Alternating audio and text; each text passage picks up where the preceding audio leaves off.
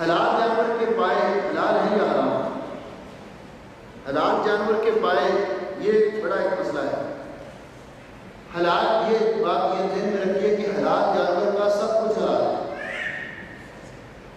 کہتے ہیں ہوٹل والے پوچھ رہے تھے تو میں نے کہا آپ نہ پکائیں، کہتے ہیں اس کے بغیر تو گزارا نہیں۔ تو میں نے کہا پھر مسئلہ کیوں پوچھتے ہو؟ کہتے ہیں فلاں ٹی وی پر انہوں نے بتایا ہے کہ یہ مکروہ ہے۔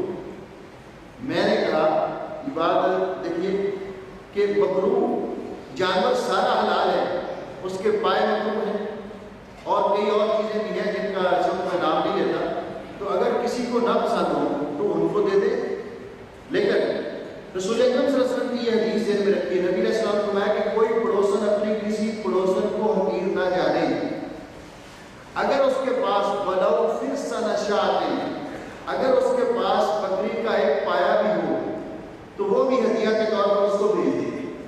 اگر یہ حرام ہوتا تو نبی پاک صلی اللہ علیہ وسلم یہ کیوں فرماتے کہ اگر اس نے پائے پائے ہو تو ایک پایا چاہے بھیج دے؟ اس لیے حلال جانور کی کوئی چیز حرام نہیں ہے۔